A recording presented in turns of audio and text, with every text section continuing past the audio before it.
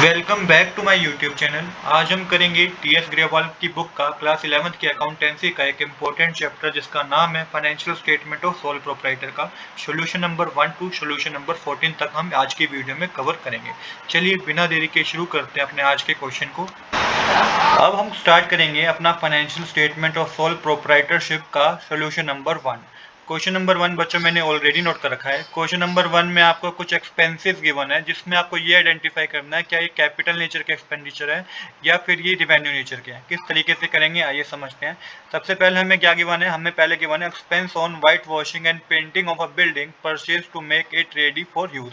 तो देखिए एक्सपेंस किया गया है, एक बिल्डिंग पे व्हाइट वॉश किया गया है ताकि वो रेडी हो सके यूज करने के लिए, मतलब कि उसमें रह सके।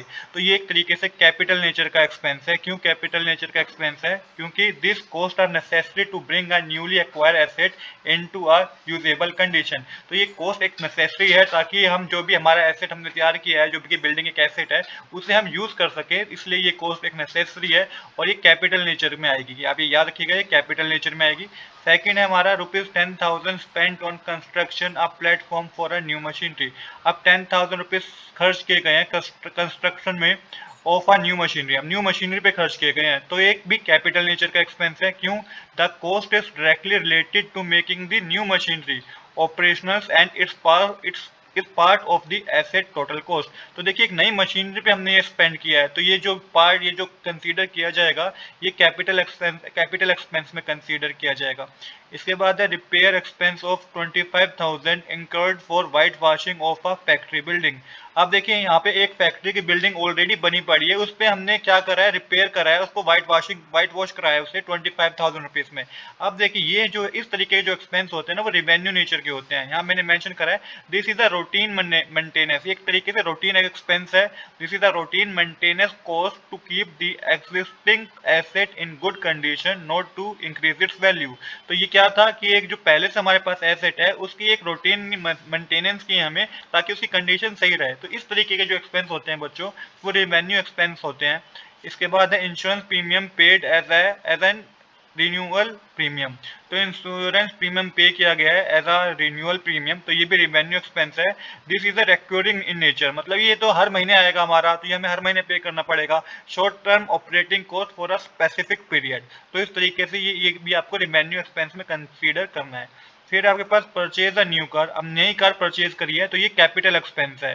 Car is a long term asset that will provide benefit for many year. तो कार जो है वो एक लॉन्ग टर्म एसेट है जो कि आने वाले कई साल तक हमें बेनिफिट देगी, तो इसको हमें कैपिटल एक्सपेंस के अंडर लेना है। देन हमारे पास है wages paid to install a machinery. अब हमने यहाँ पे वेजेस पे किए गए हैं एक न्यू मशीनरी को इंस्टॉल करने के लिए। तो जो न्यू मशीनरी को इंस्टॉल करने के लिए हमने वेजेस पे किए हैं वो भी कैपिटल एक्सपेंस के अंदर आएगा बच्चों। यहाँ पे मैंने मेंशन किया है the installation wages are necessary to get the new machinery ready for use, so they are added to the cost of the machinery। तो वो cost of the machinery में ऐड होगा, इसलिए wages paid to install a machinery is a capital expense। Next हमारे पास है repair carriage out on an existing car. अब देखिए यहाँ पे रिपेयर किया गया है। अब ये जो है रिपेयर किया गया है जो कि एग्जिस्टिंग कार थी उस पर हमने कुछ रिपेयर किया है, तो ये रिवेन्यू एक्सपेंस है। क्यों रिवेन्यू एक्सपेंस है? क्योंकि एक तरीके से रूटीन रिपेयर का खर्चा है ये। अब ये जो है हमने अपने एसेट को सही कंडीशन में रखने के लिए एक्सपेंस किया है, इसलिए ये रिवेन्यू एक्सपेंस नेचर का खर्चा है। इसके बाद है office block of a building repainted for ₹50,000। तो देखिए ऑफिस का एक ब्लॉक बिल्डिंग का पेंट किया गया है 50,000 रुपीज में। तो देखिए यहाँ पे भी ये भी रिवेन्यू एक्सपेंस है। Repainting is consider regular maintenance to keep the office in its normal condition. तो ये भी रेगुलर नेचर का खर्चा है, तो ये हमें हर बार ही करना है। तो इस तरीके के खर्चे को रिवेन्यू एक्सपेंस के अंडर लिया जाता है। लास्ट वन है हमारे पास पेड टेलीफोन बिल ₹2500। तो टेलीफोन बिल पे किया है 2500 रुपीज का, ये भी हमारा हर महीने का खर्चा है। टेलीफोन बिल का बिल हमारा हर महीने आएगा, तो इस तरीके के खर्चों को भी रिवेन्यू एक्सपेंस में माना जाता है। और telephone bill is a recurring day to day operating expense. वो डे टू डे का हमारा ऑपरेटिंग एक्सपेंस है, तो जो भी डे टू डे के ऑपरेटिंग एक्सपेंस है वो रिवेन्यू एक्सपेंस के अंडर आएंगे, और जो वन टाइम हमें करना होता है एक्सपेंस वो कैपिटल एक्सपेंस के अंडर आते हैं। आई होप कि क्वेश्चन नंबर 1 में आपको कोई डाउट नहीं होगा। अब हम करेंगे बच्चों क्वेश्चन नंबर 2। तो क्वेश्चन नंबर 2 मैंने ऑलरेडी नोट कर रखा है। क्वेश्चन नंबर 2 में बच्चों हमें ग्रोस प्रॉफिट पता करना है, हमें कुछ इन्फॉर्मेशन गिवन है। तो सबसे पहले देखिए हम इसमें बनाएंगे ट्रेडिंग अकाउंट, क्योंकि ट्रेडिंग अकाउंट से ही हमें ग्रोस प्रॉफिट का पता चलेगा। अब एक बार समझते हैं कि ट्रेडिंग अकाउंट होता क्या है। तो देखिए यहाँ पे मैंने मेंशन किया है, trading account is like a score board for a business track buying and selling activity. तो आप इसको ऐसे समझिए, ट्रेडिंग अकाउंट एक तरीके से स्कोर बोर्ड है जिसमें हम ये मेंशन करते हैं कि डायरेक्ट हमने कितनी बाइंग करी है और कितनी सेल हुई है बिजनेस में।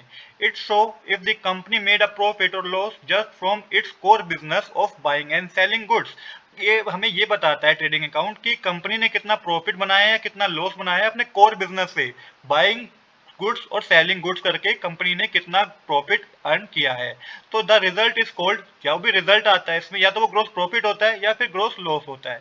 जो बेसिक फॉर्मूला होता है ग्रोस प्रॉफिट कैलकुलेट करने का बच्चों, वो होता है ग्रोस प्रॉफिट इक्वल में net cell plus closing stock minus क्या करना होता है आपको, ओपनिंग स्टॉक, नेट परचेज और डायरेक्ट एक्सपेंस आपको माइनस करने होते हैं। अब जो भी आपको इन्फॉर्मेशन गिवन है इसको वन बाय वन पिक करेंगे और इसका मतलब समझेंगे कि एक्चुअल में ये है क्या। इसके बाद मैं आपको ट्रेडिंग अकाउंट बनाना सिखाऊंगा। तो सबसे पहले हमें क्या गिवन है बच्चों, सबसे पहले हमें ओपनिंग स्टॉक गिवन है क्वेश्चन में 50,000 रुपीज का। तब क्वेश्चन ओपनिंग स्टॉक होता क्या है इसको समझिए। This is the value of unsold goods the business had at the very beginning of the financial year. तो ये एक तरीके से अनसोल्ड गुड होता है जो कि हर फाइनेंशियल ईयर की बिगिनिंग में एक बिजनेस में कितना गुड्स पड़ा है उसको बोलते हैं ओपनिंग स्टॉक। इसके बाद हमें बता रखा है हमें क्या करना होता है, इसको हमें इसको डेबिट करना होता है। This is the first cost of goods available for cell, so it recorded on the debit side of the trading account. तो इसको आपको डेबिट साइड रिकॉर्ड करना होता है किसमें, ट्रेडिंग अकाउंट में। ओपनिंग स्टॉक को आपको क्या करना होता है, डेबिट साइड ट्रेडिंग अकाउंट में रिकॉर्ड करना होता है। फिर हमारा फ्राइट एंड पैकेजिंग 20,000 रुपीज। तो अब ये क्या है, this refer to cost incurred to get the goods from the supplier to the business warehouse. तो ये वो कॉस्ट है जो सप्लायर से वेयर हाउस में गुड्स पहुंचाने की जो कॉस्ट होती है उसको बोला जाता है फ्राइट एंड पैकेजिंग का, फ्राइट एंड पैकेजिंग। ये एक तरीके से डायरेक्ट एक्सपेंस है। क्यों डायरेक्ट एक्सपेंस है, because it's directly related to making the goods ready for cell.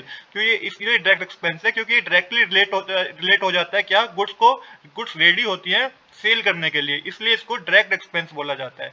और इसको भी हमें डेबिट करना होता है ट्रेडिंग अकाउंट में। It is an additional cost of purchasing the goods. तो ये एडिशनल कॉस्ट होती है goods purchasing the goods, so it is also recorded on the debit side. तो ये भी हमें डेबिट साइड रिकॉर्ड करना होता है। इसके बाद नेक्स्ट है बच्चों सेल्स 3,80,000 रुपीज। अब ये क्या होती है, this is the total revenue earn from selling goods during the year. तो ये टोटल रेवेन्यू होता है जो गुड्स को बेच के हमने अर्न किया होता है। इसको हमें ट्रेडिंग अकाउंट में क्रेडिट साइड दिखाना होता है। This is the primary income from trading activity, so it is recorded on the credit side of the trading account. Next हमें गिवन है goods purchase during the year 2,80,000 rupees. अब goods purchase during the year 2,80,000 हमें question में given है। तो this is total value of goods purchase for resale during the financial year. तो ये value है गुड्स की जो कि बिजनेस ने परचेज करें रीसेल करने के लिए फाइनेंशियल ईयर में। इसको आपको डेबिट साइड नोट करना होता है क्योंकि ये डायरेक्ट एक्सपेंस होते हैं। It is a direct cost of goods purchase and is a key component of the cost of goods available for sale. It's recorded on the debit side. तो ये goods purchase during the year जो purchase होती है उसको आपको debit side show करना होता है। नेक्स्ट बच्चों हमें गिवन है क्लोजिंग स्टॉक। तो क्लोजिंग स्टॉक क्या होता है, क्लोजिंग स्टॉक होता है कि अनसोल्ड वैल्यू जो भी होती है ना गुड्स की eight the end of financial year, उसको हम क्लोजिंग स्टॉक बोलते हैं। और ये आपको क्रेडिट साइड मेंशन करनी होती है ट्रेडिंग अकाउंट में। किस साइड मेंशन करनी होती है, क्रेडिट साइड मेंशन करनी होती है। एक और आपको इन्फॉर्मेशन गिवन थी क्वेश्चन में, पैकेजिंग एक्सपेंस ऑन सेल। अब ये देखिए क्या है, this refer to the cost of packaging goods for delivery to customer after a sale has been made. It is a selling expense, not a direct cost of acquiring the goods. तो ये एक तरीके से indirect expense है, इसको trading account में हम show नहीं करते। ये प्रॉफिट एंड लॉस का पार्ट है। क्या है कि भाई अब गुड्स की जब सेल हो गई है तो उसको पैक भी करना होगा, तो उसके भी कोई खर्चे होंगे, उस पर भी एक्सपेंस होगा। तो ये प्रॉफिट एंड लॉस अकाउंट का पार्ट है, इसको आपको ट्रेडिंग अकाउंट में रिकॉर्ड नहीं करना। अब चलिए अब हम बनाते हैं अपना ट्रेडिंग अकाउंट। तो जो मैंने बताया आपको, डेबिट साइड आपको लिखना है टू ओपनिंग स्टॉक जो कि 50,000 गिवन है, टू परचेज जो कि 2,80,000 की गिवन है, टू फ्राइट एंड पैकेजिंग ये आपको 20,000 की गिवन है। क्रेडिट साइड आपको मेंशन करना है बाय सेल 3,80,000 की गिवन है और क्लोजिंग स्टॉक 60,000 का गिवन है। यहाँ पे क्रेडिट साइड का टोटल ज्यादा होगा जो कि 40,000 रुपीज होगा, आपको अब बैलेंसिंग करनी है डेबिट साइड, तो ग्रोस प्रॉफिट हमारा कैलकुलेट होकर आएगा जब आप 4,40,000 में से 50,000, 2,80,000, 20,000 माइनस कर लेंगे, तो ये आपके पास जो माइनस करके आएगा वो 90,000 रुपीज आएगा, जो कि हमारी डेबिट और क्रेडिट साइड इक्वल हो जाएगी और इसे हम ग्रोस प्रॉफिट बोलेंगे। तो आज के लिए इतना ही। इस तरीके से हमारा क्वेश्चन भी कंप्लीट हो चुका है। अब हम करेंगे सॉल्यूशन नंबर 3। क्वेश्चन नंबर 3 बच्चों मैंने ऑलरेडी नोट कर रखा है। क्वेश्चन नंबर 3 में भी आपको ट्रेडिंग अकाउंट ही बनाना है और साथ के साथ आपको जर्नल एंट्री करनी है। तो जर्नल एंट्री किस तरीके से करेंगे इसको समझेंगे। और यहाँ पे देखिए जो आपको गिवन है इन्फॉर्मेशन, उसमें आप एक इन्फॉर्मेशन गिवन है डेप्रिसिएशन 2,000 रुपीज। तो डेप्रिसिएशन हमारा ट्रेडिंग अकाउंट का पार्ट नहीं होता है, बाकी तो सब सेम ही है जैसा कि प्रीवियस क्वेश्चन में मैंने आपको समझाया था। जो नई चीज आई है वो क्या आई है, परचेज रिटर्न और एक सेल्स रिटर्न। तो देखिए परचेज रिटर्न और सेल्स रिटर्न किस तरीके से आपको करना है एडजस्टमेंट, इसको समझते हैं सबसे पहले। तो ये सबसे पहले ट्रेडिंग अकाउंट बनाएंगे, तो वही ओपनिंग स्टॉक 33,000 का गिवन है, तो opening stock to opening stock लिख के डेबिट साइड 33,000 रुपीज लिख देंगे। टू परचेज लिखेंगे, परचेज 29,000 की गिवन है, ये भी डेबिट साइड आएगा 29,000 रुपीज। अब देखिए यहाँ पे मैंने लेस किया परचेज रिटर्न। अब यहाँ पे दो तरीके से आप इस क्वेश्चन को कर सकते हैं। या तो परचेज रिटर्न को आप लिख दीजिए किस साइड, क्रेडिट साइड, तो अभी भी बात सेम ही है। नहीं तो आप इसको परचेज में से परचेज रिटर्न माइनस करेंगे तो भी कोई दिक्कत नहीं है। तो ये आप पे डिपेंड करता है। अगर आप परचेज रिटर्न को डेबिट साइड लिख देंगे तो भी क्वेश्चन में आपका आंसर सेम ही आएगा। मैंने क्या करा है, मैंने परचेज रिटर्न को माइनस किया है परचेज में से 2400 रुपीज, जो कि परचेज हमें रिटर्न हो गई है, जो कि हम परचेज हमने रिटर्न करी है 2400 रुपीज की, तो नेट परचेज मानी जाएगी 26,600 रुपीज की। इसके बाद यहाँ पे है टू कैरेज इनवर्ट्स। तो कैरेज इनवर्ट्स में भी आपका डायरेक्ट एक्सपेंस है, तो 100 रुपीज आपको क्वेश्चन में गिवन है कैरेज इनवर्ट्स। क्रेडिट साइड क्या आएगा, क्रेडिट साइड आएगा बाय सेल्स 25,400 की सेल्स गिवन है आपको क्वेश्चन में। अब यहाँ पे मैंने माइनस किया है लेस सेल्स रिटर्न। अब चाहे तो आप यहाँ पे माइनस कर दीजिए सेल्स रिटर्न, नहीं तो आप इसको डेबिट साइड लिख दीजिए, तभी भी आपका आंसर सेम ही आएगा। मैंने क्या करा है, मैंने माइनस किया है लेस सेल्स रिटर्न 500 रुपीज, तो जो नेट सेल है वो 24,900 रुपीज की आई है। और क्लोजिंग स्टॉक क्वेश्चन में गिवन है, वो भी आप क्रेडिट साइड मेंशन करना है 57,700 रुपीज का। यहाँ पे आप टोटल करेंगे तो क्रेडिट साइड का टोटल 82,600 रुपीज आएगा, जिसमें से आप डेबिट साइड का 33,000, 26,600 100 रुपीज माइनस करेंगे, तो एक ग्रोस प्रॉफिट हमारे पास कैलकुलेट होकर आएगा 22,900 रुपीज का। तो यहाँ पे हमारी डेबिट साइड और क्रेडिट साइड क्या हो जाएगी, इक्वल हो जाएगी। तो इस तरीके से हमारा क्या है, हमारा ट्रेडिंग अकाउंट बन गया। बट क्वेश्चन बता रखा है कुछ जर्नल एंट्री करनी है। तो देखिए जर्नल एंट्री किस तरीके से करेंगे। अब जो भी डेबिट साइड आपको गिवन है ना, जो भी डेबिट साइड आपको गिवन है उसको आपको क्रेडिट करना होगा, और जो क्रेडिट साइड गिवन है आपको उसको आपको डेबिट करना होगा। आइए इसको समझते हैं जर्नल एंट्री को। तो सबसे पहले देखिए यहाँ पे trading account debit to opening stock account to purchase account to carriage inwards account to sales return account. तो जो भी हमारे डेबिट साइड गिवन थे उसको हमने क्रेडिट कर दिया यहाँ पे जर्नल एंट्री करते समय। अब यहाँ पे क्वेश्चन आएगा कि हमने सेल्स रिटर्न क्यों यहाँ पे क्रेडिट किया, सेल्स रिटर्न तो हमने क्रेडिट साइड मेंशन किया है। बिल्कुल बच्चों, हमने sales return credit side mention किया है, बट मैंने बताया था कि वो एक्चुअल में आप डेबिट साइड में मेंशन करते तभी भी आपका आंसर सही आता है, और डेबिट साइड का ही पार्ट है वो एक तरीके से। तो यहाँ पे मैंने इसलिए टू सेल्स रिटर्न अकाउंट को क्या करा है, क्रेडिट किया है। अब यहाँ पे आपका अमाउंट फिल कर देना है, 62,600 टोटल करके आएगा, 33,000 ओपनिंग स्टॉक था, परचेज अकाउंट 29,000 था, कैरेज इनवर्ट 100 रुपीज था और सेल्स रिटर्न 500 रुपीज था। इसके बाद नेक्स्ट एंट्री होगी सेल्स अकाउंट डेबिट, जो कि हमारी क्रेडिट साइड जो भी चीजें थी ना उसको अब आपको डेबिट करना है। तो sales account debit, purchase return account debit to trading account. तो यहाँ पे हमने ट्रेडिंग अकाउंट की सेकंड एंट्री करी है, जो कि जनरल एंट्री करी है हमने। सेल्स अकाउंट डेबिट में 25,400 आएगा, परचेज रिटर्न 2400 का था, टोटल ट्रेडिंग अकाउंट में 27,800 क्रेडिट साइड आया था। इसके बाद क्लोजिंग स्टॉक की एंट्री सेपरेट करेंगे हम। तो closing stock account debit to trading account 57,700 का अमाउंट डेबिट साइड, 57,700 का amount credit side. Trading account को क्रेडिट इसलिए किया क्योंकि क्लोजिंग स्टॉक हमने क्रेडिट साइड मेंशन किया था। इसके बाद लास्ट है trading account debit to profit and loss account, क्योंकि जो ग्रोस प्रॉफिट है ये आगे प्रॉफिट एंड लॉस अकाउंट में ट्रांसफर होता है। तो इसकी जनरल एंट्री होगी trading account debit to profit and loss account. Debit side आएगा 22,900 और क्रेडिट साइड भी 22,900 रुपीज आएगा। तो इस तरीके से हमारी सारी जनरल एंट्री कंप्लीट हो गई है। तो ये क्वेश्चन भी हमारा बच्चों कंप्लीट हो चुका है। अब हम करेंगे क्वेश्चन नंबर 4 का सोल्यूशन। क्वेश्चन नंबर 4 मैंने ऑलरेडी नोट कर रखा है। क्वेश्चन नंबर 4 में हमें क्लोजिंग स्टॉक पता करना है, आपको कुछ इन्फॉर्मेशन गिवन है। तो चलिए बिना देरी के शुरू करते हैं अपने आज के सोल्यूशन को। तो देखिए बच्चों, सबसे पहले हम टोटल सेल पता करेंगे। टोटल सेल कैसे पता करेंगे, क्वेश्चन में आपको कैश सेल भी गिवन है, क्वेश्चन में आपको क्रेडिट सेल भी गिवन है। तो सेल्स कैसे पता करेंगे, cash cell plus credit sale को आप टोटल कर दीजिए, प्लस कर दीजिए, तो 60,000 प्लस 40,000 करके 1 लाख रुपीज की हमारी क्या आएगी, सेल्स आएगी। तो ये 1 लाख रुपीज की हमने सेल्स पता कर ली। अब दूसरा स्टेप समझिए, यहाँ पे क्वेश्चन में आपको क्या गिवन है, rate of gross profit on cost 33:1/3%। अब 33:1/3% को जब आप ओपन करेंगे तो बच्चों ये 100/3 आएगा, परसेंट है तो 100/300 बन जाएगा। मैं फिर रिपीट करता हूँ, 33:1/3 है तो इसको सोल्व करेंगे आप, ये मिक्स फ्रैक्शन में गिवन है, इसको इम्प्रॉपर फ्रैक्शन में कन्वर्ट करेंगे तो 90 वो 100/3 आएगा। अब परसेंट है तो हमने क्या करा, डिनोमिनेटर में 2 जीरो और लगा दी तो ये 100/300 बनेगा। अब हमारा 100/300 बनेगा तो इसको हम 1/3 लिख सकते हैं, जीरो से जीरो हमारी रिमूव हो जाएगी। तो यहाँ पे देखिए रिलेशन समझना होगा, if gross profit on cost is equal to 1/3, तो क्वेश्चन के अकॉर्डिंग जो ग्रोस प्रॉफिट है ना वो कॉस्ट का 1/3 है। जो ग्रोस प्रॉफिट है, जो भी ग्रोस प्रॉफिट हुआ है वो कॉस्ट का 1/3 है। तो हम कैसे कैलकुलेट करेंगे, sales is equal to cost plus profit. अब देखिए यहाँ पे सेल्स इज इक्वल टू क्या, सेल्स कैसे होती है, कॉस्ट प्लस प्रॉफिट को हम सेल्स मानते हैं। अब क्वेश्चन में बता रखा है जो ग्रोस प्रॉफिट है वो कॉस्ट का 1/3 है, तो यहाँ पे मैंने प्रॉफिट की जगह, जो कि प्रॉफिट का 1/3 था क्या, कॉस्ट, तो यहाँ पे कॉस्ट की जगह, प्रॉफिट की जगह मैंने 1/3 कॉस्ट कर दिया, तो कॉस्ट प्लस 1/3 कॉस्ट इक्वल में हो जाएगा 4/3 कॉस्ट। इसको फिर से समझाता हूँ मैं, क्वेश्चन में ये बता रखा है कि जो ग्रोस प्रॉफिट है ना वो कॉस्ट का 1/3 है, कॉस्ट का क्या है 1/3 है, और सेल्स का फॉर्मूला क्या होता है, कॉस्ट प्लस प्रॉफिट। अब जब क्वेश्चन में ये बता रखा है कि प्रॉफिट जो है वो कॉस्ट का 1/3 है, तो मैंने प्रॉफिट के जगह 1/3 कॉस्ट लिख दिया, तो कॉस्ट प्लस 1/3 कॉस्ट करके आपके पास 4/3 कॉस्ट आ गया।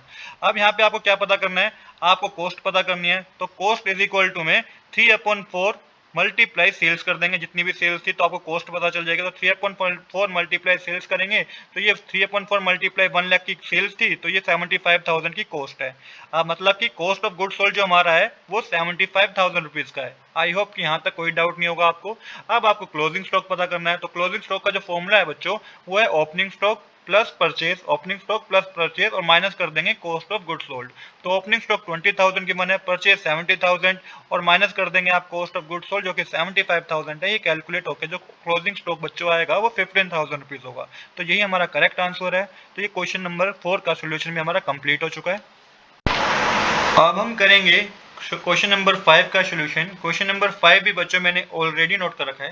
क्वेश्चन नंबर 5 में आपको ग्रोस प्रॉफिट पता करना है, आपको कुछ इन्फॉर्मेशन गिवन है। अब यहाँ पे समझने वाली बात यह है कि ग्रोस प्रॉफिट पता करना है तो ट्रेडिंग अकाउंट ही हमें बनाना होगा। अब इसमें दो चीजें ऐसी हैं जो कि ट्रेडिंग अकाउंट का पार्ट नहीं है, जो कि इनडायरेक्ट एक्सपेंस है। पहला कैरेज ऑन सेल और दूसरा ऑफिस रेंट। ये जो है प्रॉफिट एंड लॉस का पार्ट है, क्योंकि ये इनडायरेक्ट एक्सपेंस है, इसको आप ट्रेडिंग अकाउंट में कंसीडर नहीं करेंगे। तो चलिए अब ट्रेडिंग अकाउंट बनाते हैं बच्चों। तो ट्रेडिंग अकाउंट में डेबिट साइड सबसे पहले ओपनिंग स्टॉक आएगा जो कि क्वेश्चन में 3 लाख रुपीज गिवन है, परचेज आएगा जो कि क्वेश्चन में 8,50,000 गिवन है, और कैरेज ऑन परचेज आएगा जो कि क्वेश्चन में 23,000 रुपीज गिवन है। Carriage on purchase trading account का पार्ट है बच्चों, carriage on sales trading account का पार्ट नहीं है, वो प्रॉफिट एंड लॉस अकाउंट का पार्ट है। क्रेडिट साइड आएगा बाय सेल्स 14,07,000 जो कि क्वेश्चन में आपको गिवन है, और बाय क्लोजिंग स्टॉक जो कि 2,80,000 रुपीज आपको क्वेश्चन में गिवन है। क्रेडिट साइड का टोटल करेंगे 16,87,000 रुपीज आएगा, जिसमें से 3,08,50,000 23 माइनस करेंगे तो ग्रोस प्रॉफिट आपका 5,14,000 रुपीज आएगा। तो इस तरीके से हमारा ट्रेडिंग अकाउंट यहाँ पे कंप्लीट हो गया है, और यही हमारा सोल्यूशन नंबर 5 भी कंप्लीट हो चुका है। अब हम करेंगे क्वेश्चन नंबर 6 का सोल्यूशन। क्वेश्चन नंबर 6 बच्चों मैंने ऑलरेडी नोट कर रखा है। क्वेश्चन नंबर 6 में हमें ट्रेडिंग अकाउंट बनाना है। अब यहाँ पे जो नई चीज आपको सीखने को मिलेगी वो है net realisable value, market value of stock was 1,20,000। अब देखिए स्टॉक की दो वैल्यू गिवन है, एक तो यहाँ पे गिवन है आपको क्लोजिंग स्टॉक की वैल्यू 1,30,000 और एक आपको नेट रियलाइजेबल वैल्यू गिवन है जो कि 1,20,000 रुपीज है। क्या होती है ये, किस तरीके से हम इसको अपने अकाउंट्स में, अपने ट्रेडिंग अकाउंट में लेंगे, आइए इसको समझते हैं। तो सबसे पहले 1 बाय 1 कवर करेंगे। सबसे पहले हमें क्या गिवन है, हमें ओपनिंग स्टॉक को समझना है। तो ओपनिंग स्टॉक क्या होता है, मैंने बताया ओपनिंग स्टॉक क्या होता है कि unsold goods from the previous financial year, it is a inventory available for sales at the part of the current year. तो ओपनिंग स्टॉक क्या है, एक तरीके से अनसोल्ड गुड्स को ही हम ओपनिंग स्टॉक कहते हैं। जो प्रीवियस फाइनेंशियल ईयर में हमारे पास जो अनसोल्ड गुड रह गए हैं उसको हम ओपनिंग स्टॉक बोलेंगे। इसको आप किस साइड मेंशन करते हैं, इसको आप डेबिट साइड मेंशन करते हैं ट्रेडिंग अकाउंट के। परचेज गिवन है हमें 4 लाख रुपीज की। परचेज क्या होती है, this is the total value of goods brought by a business for resale during the year. ये टोटल वैल्यू होती है गुड्स की जो कि एक बिजनेसमैन लेके आता है बिजनेस में रीसेल करने के लिए। ये भी आपको ट्रेडिंग अकाउंट में डेबिट साइड मेंशन करना होता है। नेक्स्ट हमें क्या गिवन है, नेक्स्ट हमें गिवन है सेल्स 3,80,000 रुपीज की। सेल्स क्या होती है, this is the total revenue generated from selling the goods. ये टोटल रिवेन्यू जो जनरेट हुआ है गुड्स को बेच के उसको हम बोलते हैं सेल्स। ये ट्रेडिंग अकाउंट में क्रेडिट साइड जाती है। इसके बाद है कैरेज इनवर्ट्स। कैरेज इनवर्ट्स क्या होता है? एक तरीके से डायरेक्ट एक्सपेंस है। This refer to the cost of the transporting goods into business premises from the supplier. तो ये वो कॉस्ट है जो कि गुड्स को बिजनेस प्रीमिसेस मतलब कि वेयर हाउस तक लाने में जो कॉस्ट लगी है उसको कैरेज इनवर्ट्स बोलते हैं। इसको डायरेक्ट एक्सपेंस बोला जाता है। तो ये ट्रेडिंग अकाउंट की डेबिट साइड शो करते हैं। इसके बाद हमें क्या गिवन है? Return outwards. देखिए ये एक इस परचेज रिटर्न का दूसरा नाम है रिटर्न आउटवर्ड्स। अब क्या होता है return outward? This is the value of goods return by the business to its supplier. तो क्या होता है कई बार बिजनेस ने जहाँ से गुड्स खरीदे होते हैं अपने सप्लायर को कुछ वैल्यू को रिटर्न कर देना, उसको एक परचेज रिटर्न बोलते हैं और उसका दूसरा नाम रिटर्न आउटवर्ड्स है। ये क्या करना होता है? हमें सब्ट्रैक्ट करना होता है किस में से? परचेज में से। तो ये हम डेबिट साइड परचेज में सब्ट्रैक्ट करते हैं। या तो आप इसको डेबिट साइड परचेज में सब्ट्रैक्ट कर दीजिए, नहीं तो इसको आप क्रेडिट साइड दिखा दीजिए अगर आपको सब्ट्रैक्ट नहीं करना तो। इसके बाद है वेजेस एंड सैलरी 50,000 रुपीज। तो वेजेस एंड सैलरी क्या है? एक तरीके से डायरेक्ट एक्सपेंस है। This is the cost of labour in case since it's a wages and salary. देखिए स्पेशली मेंशन है वेजेस एंड सैलरी। अगर सैलरी एंड वेजेस मेंशन होता है तो वो इनडायरेक्ट एक्सपेंस हो जाता है और वो मेंशन पार्ट होता है प्रॉफिट एंड लॉस का। बट क्वेश्चन में वेजेस एंड सैलरी पार्ट है तो it is a generally treated as direct expense related to production or purchase of goods, similar to carriage inwards. If it's just salary, it would be an indirect expense. The combined term usually implies a direct cost. तो ये wages and salary है तो इसको आप direct expense mention करेंगे और ये trading account में डेबिट साइड हम शो करेंगे। इसके बाद हमें क्वेश्चन में रिटर्न इनवर्ट्स गिवन है तो सेल्स रिटर्न को ही हम रिटर्न इनवर्ट्स बोलते हैं। अब क्या होता है return inwards? This is the value of goods return to the business by its customer. अब जो कस्टमर वैल्यू रिटर्न कर देता है, गुड्स को रिटर्न कर देता है बिजनेस में, उसको सेल्स रिटर्न बोलते हैं, उसी को ही रिटर्न इनवर्ट्स कहा जाता है। ये आपको सेल्स में से माइनस करनी होती है। या तो आप सेल्स में से माइनस कर दीजिए, नहीं तो इसको डेबिट साइड दिखा दीजिए। एक ही बात है, आपका आंसर सही आएगा। इसके बाद देखिए स्टॉक हमें गिवन है, क्लोजिंग स्टॉक हमें गिवन है जिसको आपको क्रेडिट साइड शो करना होता है। क्रेडिट साइड शो करना होता है ट्रेडिंग अकाउंट में। क्लोजिंग स्टॉक क्या होता है? Representing the value of unsold goods at the end of financial year. तो वो क्लोजिंग स्टॉक होता है, इसको क्रेडिट साइड शो करते हैं। ये आपको किस में गिवन था? उस टेबल में गिवन था। अब जो इंपॉर्टेंट बात समझने वाली है वो है net realisable value market value of stock as on 31/2024 1,20,000। ये भी आपको गिवन है। तो ये भी एक क्लोजिंग स्टॉक ही गिवन है बट ये मार्केट वैल्यू गिवन है। क्या गिवन है? Market value.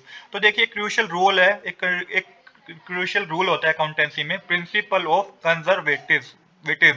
तो क्या होता है इस रूल में? इस रूल में बच्चों ये होता है it state that inventory should be valued at either its cost price or its net realisable value market price whichever is lower. अब आपको क्लोजिंग स्टॉक उस अमाउंट पे दिखाना है जो कि लोअर होगा, मतलब या तो कॉस्ट प्राइस जो कि अंदर उस टेबल के अंदर गिवन था वो कॉस्ट प्राइस था और टेबल के बाहर जो गिवन है वो मार्केट प्राइस गिवन है। अब इन दोनों में से जो भी अमाउंट लोअर होगा ना वो हम अपने अकाउंट्स में लेंगे, अकाउंटेंसी में लेंगे। तो यहाँ पे देखिए जो कॉस्ट प्राइस गिवन था आपको 1,30,000 गिवन था और जो मार्केट प्राइस गिवन है वो 1,20,000 रुपीज गिवन है। तो मार्केट प्राइस लोअर है कॉस्ट प्राइस से, तो ट्रेडिंग अकाउंट में आपको ये मार्केट प्राइस आपको लेना होगा, ना कि आप कॉस्ट प्राइस लेंगे। आई होप कि आपको समझ में आया होगा कि क्या मतलब होता है नेट रिलाइजेबल वैल्यू का। अब चलिए अपने ट्रेडिंग अकाउंट को बनाते हैं। तो सबसे पहले डेबिट साइड आएगा to opening stock 40,000 rupees, to purchase 4 lakh rupees, जिसमें से आप माइनस करेंगे रिटर्न आउटवर्ड्स जो कि 80,000 रुपीज था। नेट परचेज आपकी 3,20,000 आएगी। फिर डेबिट साइड आपका टू कैरेज इनवर्ड्स जो कि डायरेक्ट एक्सपेंस है 20,000 रुपीज और to wages and salary 50,000 rupees आपका डेबिट साइड आएगा। क्रेडिट साइड आपका आएगा बच्चों बाय सेल्स लिख के 3,80,000, जिसमें से आप सेल्स रिटर्न माइनस करेंगे 20,000 रुपीज की। नेट सेल होगी 3,60,000 रुपीज की। क्लोजिंग स्टॉक मैंने बताया कि आपको मार्केट वैल्यू वाला लेना है जो कि 1,20,000 रुपीज है। अब यहाँ पे टोटल करेंगे तो 4,80,000 आएगा टोटल, जिसमें से आप माइनस करेंगे अपने डेबिट साइड का टोटल करके तो ये 50,000 रुपीज आएगा तो ग्रॉस प्रॉफिट। तो ये हमें क्वेश्चन में पता करना था, ग्रॉस प्रॉफिट हमारा 50,000 रुपीज है। इस तरीके से हमारे क्वेश्चन भी कंप्लीट हो चुका है। अब हम करेंगे क्वेश्चन नंबर 7 का सोल्यूशन। क्वेश्चन नंबर 7 मैंने ऑलरेडी नोट कर रखा है। क्वेश्चन नंबर 7 में बच्चों आपको ट्रेडिंग अकाउंट ही बनाना है। यहाँ पे आपको कुछ इन्फॉर्मेशन गिवन है, वन बाय वन इन्फॉर्मेशन को समझेंगे क्योंकि इस क्वेश्चन में थोड़ा अलग इन्फॉर्मेशन गिवन है। मतलब कि यहाँ पे आपको एडजस्टेड परचेज गिवन है, होता क्या है इसको समझेंगे और किस तरीके से ट्रेडिंग अकाउंट बनेगा इसमें, इसको आपको समझना बहुत जरूरी है। चलिए अब बिना देरी के शुरू करते हैं अपने आज के सोल्यूशन को। तो सबसे पहले समझते हैं कि एडजस्टेड परचेज होता क्या है। तो क्या मेंशन करा है मैंने, this is the net value of purchase after accounting for things like opening stock, purchase and closing stock. तो देखिए net value purchase, net value होती है परचेज की after accounting for things like opening stock, purchase and closing stock. कहने का मतलब कि adjusted purchase बनाई किससे है, opening stock plus purchase minus closing stock. तो opening stock plus purchase minus closing stock को कैलकुलेट करके ही एडजस्टेड परचेज बनाए। अब जब क्वेश्चन में एडजस्टेड परचेज बच्चों गिवन होता है तो आपको इन सबको इग्नोर करना है। ओपनिंग स्टॉक हो गया, परचेज हो गया, क्लोजिंग स्टॉक हो गया, इसको तो आपको ट्रेडिंग अकाउंट में दिखाना ही नहीं है, क्योंकि हमें एडजस्टेड परचेज गिवन है, जो कि क्वेश्चन में जो कि मेंशन ही है कि नेट वैल्यू होती है किसकी, परचेज की। जब नेट वैल्यू होती है परचेज की और एडजस्टेड परचेज में ऑलरेडी सब इंक्लूड है, तो हम इसको बार बार शो नहीं करेंगे। तो आई होप कि आपको समझ में आएगा कि जब एडजस्टेड परचेज होता है, एडजस्टेड परचेज हमें गिवन होता है, तो हमें ओपनिंग स्टॉक परचेज और क्लोजिंग स्टॉक को हमें इसमें क्या ट्रेडिंग अकाउंट में शो नहीं करना होता।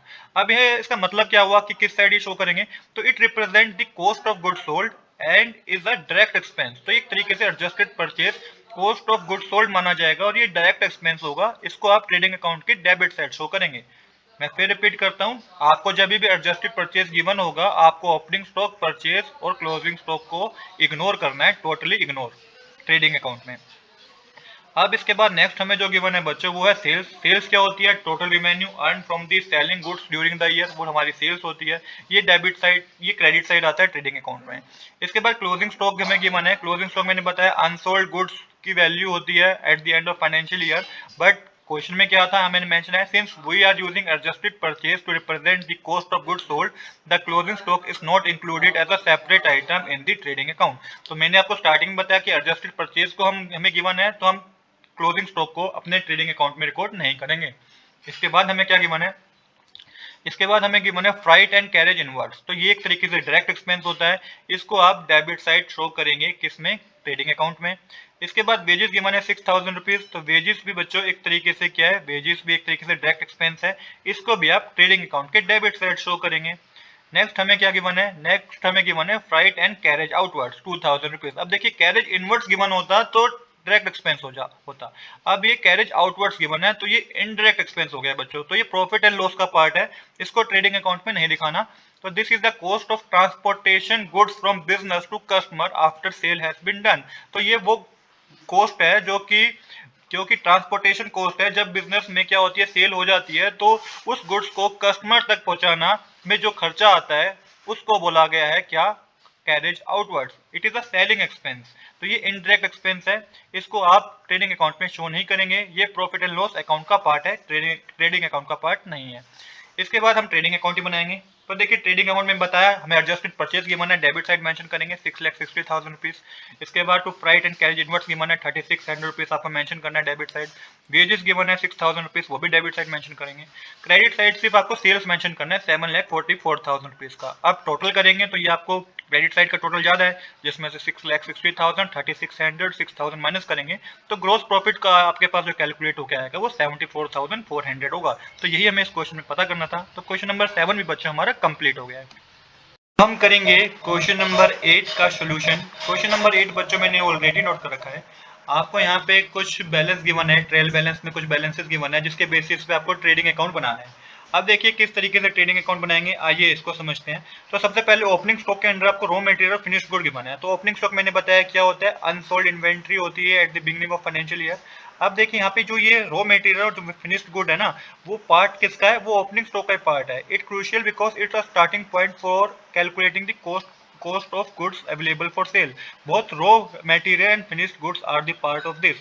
मैंने वही बताया कि ओपनिंग स्टॉक में जो आपको ये रॉ मटेरियल फिनिश्ड गुड 1,40,000 के गिवन है, ये जो पार्ट है ये ओपनिंग स्टॉक का ही पार्ट है, इसको आपको ट्रेडिंग अकाउंट में डेबिट साइड शो करना है। इसके बाद नेक्स्ट आपको परचेज गिवन है, परचेज भी आपको ट्रेडिंग अकाउंट में डेबिट साइड शो करनी है। सेल्स गिवन है, सेल्स भी आपको ट्रेडिंग अकाउंट में क्रेडिट साइड शो करनी है। नेक्स्ट आपको जो गिवन है बच्चों वो है रिटर्न, परचेज रिटर्न और सेल्स रिटर्न गिवन है। परचेज रिटर्न क्या होती है, goods return by a firm to its supplier. जो फर्म जो है अपने सप्लायर को गुड्स रिटर्न करती है वो परचेज रिटर्न होती है, इसको आप क्या करेंगे, परचेज में से माइनस करेंगे। और सेल्स रिटर्न क्या होती है, goods return by customer to the firm. जब कस्टमर ने फर्म को गुड्स रिटर्न कर दिए वो सेल्स रिटर्न होती है। इनका दूसरा नाम है रिटर्न आउटवर्ड्स और रिटर्न इनवर्ड्स। मतलब कि परचेज रिटर्न को आप रिटर्न आउटवर्ड्स बोल सकते हैं, सेल्स रिटर्न को आप रिटर्न इनवर्ड्स बोल सकते हैं। तो इस तरीके से आपको क्या करना होगा, परचेज रिटर्न को परचेज में से माइनस करना होगा, सेल्स रिटर्न को सेल्स में से माइनस करना होगा। इसके बाद नेक्स्ट क्या गिवन है, वेजेस। वेजेस डायरेक्ट एक्सपेंस है, ये ट्रेडिंग अकाउंट के डेबिट साइड आएगा। फैक्ट्री एक्सपेंस, ये भी बच्चों एक तरीके से डायरेक्ट एक्सपेंस है, जो कि आपको ट्रेडिंग अकाउंट में डेबिट साइड मेंशन करना है। होता क्या है ये, this are the cost incurred with the factory to produce goods. Example include electricity for machinery, factory rent, depreciation of factory equipment, they are consider as direct expense. तो ये direct expense है, factory expense, जिसको trading account में debit side show करेंगे आप। Next आपको freight given है, inwards और आउटवर्ड्स। तो इनवर्ड्स जो गिवन है ना, ये तो डायरेक्ट एक्सपेंस होगा। क्या होता है ये, the cost of transporting raw material और गुड्स टू द फैक्ट्री और वेयर हाउस। तो जो वो कॉस्ट जो रॉ मटेरियल को फैक्ट्री तक या वेयर हाउस तक पहुंचाने में लगी है, वो डायरेक्ट एक्सपेंस है। इसको आप क्या करेंगे, इसको आप ट्रेडिंग अकाउंट में डेबिट साइड मेंशन करेंगे। जो फ्राइट आउटवर्ड्स है बच्चों, ये क्या होता है, the cost of transporting finished goods to customer. अब जो फिनिश्ड गुड्स बन चुके हैं, उनको कस्टमर तक पहुंचाने में जो भी एक्सपेंस आते हैं, वो इनडायरेक्ट एक्सपेंस होते हैं। ये प्रॉफिट एंड लॉस का पार्ट होता है। तो जो इनवर्ड्स है, ये तो ट्रेडिंग अकाउंट के डेबिट साइड दिखाएंगे, बट ये आउटवर्ड्स वालों को आप टोटली इग्नोर करेंगे, क्योंकि प्रॉफिट एंड लॉस अकाउंट का पार्ट है। इसके बाद क्लोजिंग स्टॉक गिवन है। क्लोजिंग स्टॉक में raw material, work in process, finished good given है। तो ये सब क्लोजिंग स्टॉक है, तो इसको भी आप ट्रेडिंग अकाउंट में क्रेडिट साइड दिखाएंगे। आई होप कि यहाँ पे आपको सारी इन्फॉर्मेशन मैंने प्रोवाइड कर दी है। अब ट्रेडिंग अकाउंट बनाने में कोई आपको टाइम नहीं लगेगा। टू ओपनिंग स्टॉक लिख के 2,20,000 को डेबिट साइड लिखना है।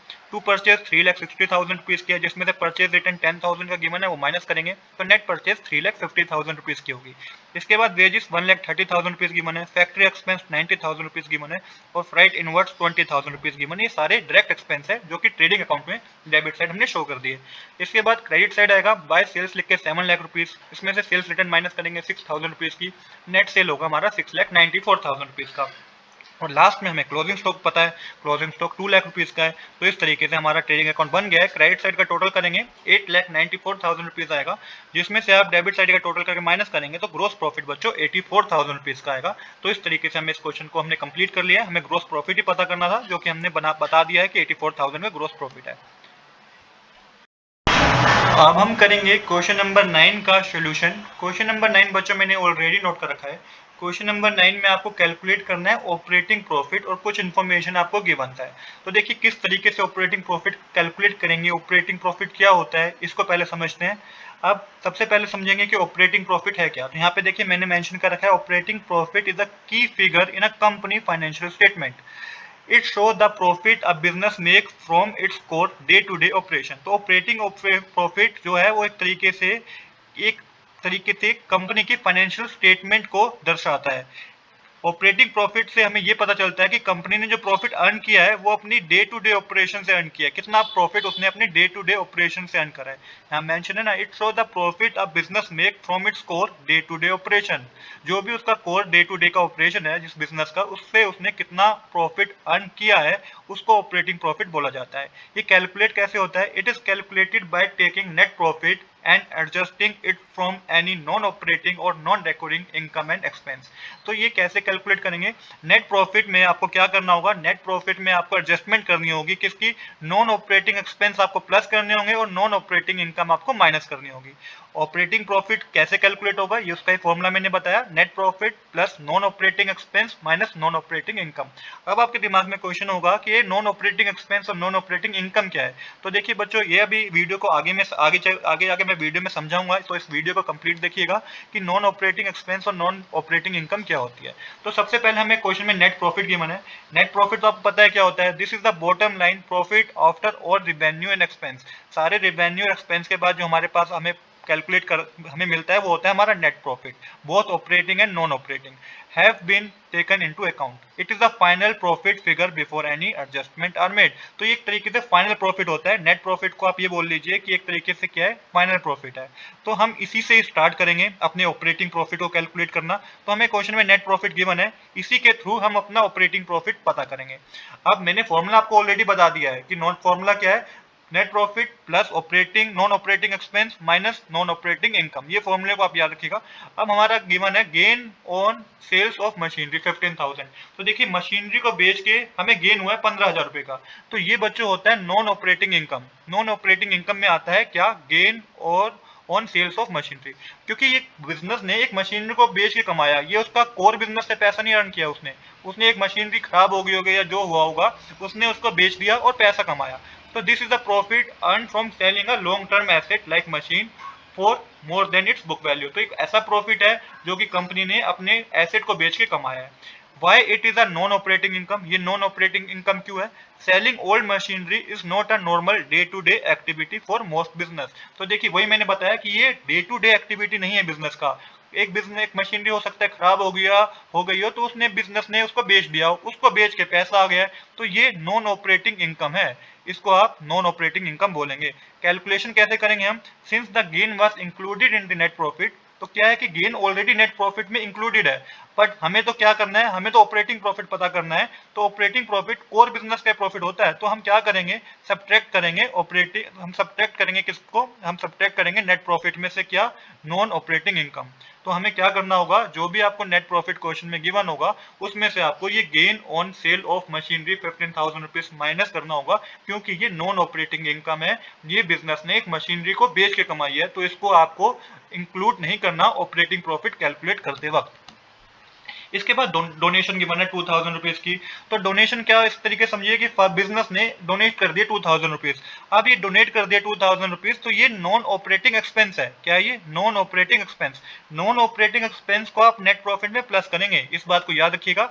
नॉन ऑपरेटिंग इनकम को आप नेट प्रॉफिट में माइनस करेंगे।